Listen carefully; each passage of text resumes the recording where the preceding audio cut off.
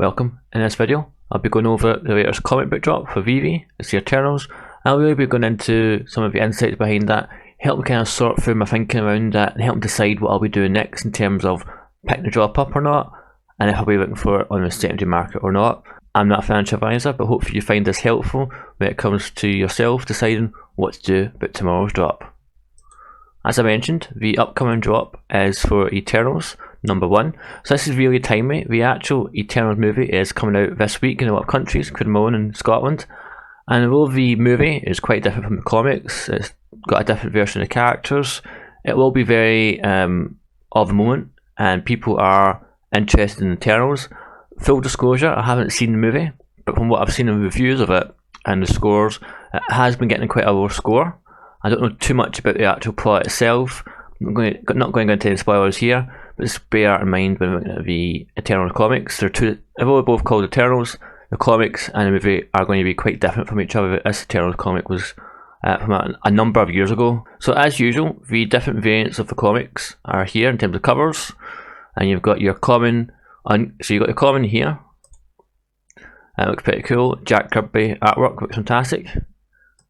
You then have the what's become a bit of a tradition in terms of the black and white with some colour for the uncommon, and then you have the layer, which is just the white. You have this kind of very nice looking ultra rare, it's very vibrant in terms of colours. Then the final secret layer here, again very nice cover. I should also point out that VEVE have said 2 of the covers are exclusive to VEVE, that's the rare and ultra rare.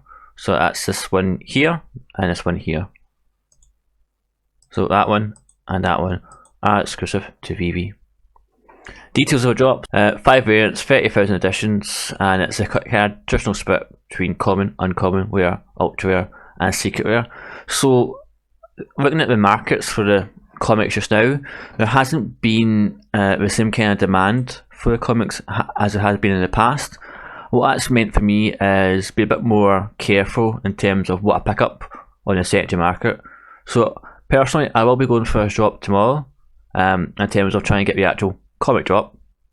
After the fact though, if I don't get one during the drop, I'm very unlikely to pick one up on the secondary market just now. It used to be in the past it would then begin to rise up as more people wanted the comics, but what I found really is people are just putting things up straight away at 10, 11 gems for a common, so the prices have been down quite low compared to past prices.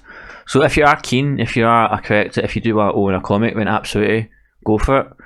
For myself, I can pick this up at any time, I think, the common at least, and I'll be going for a drop, but I will not be going for the secondary market trying to pick things up. Again, this is #1 Eternals, so it might be as part of a master collector program.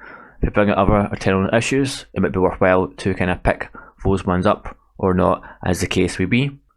So my final thoughts would be, it's again, comic drop, always worth going for it on a drop. I feel for myself, I'm not going to be picking up anything on the secondary market.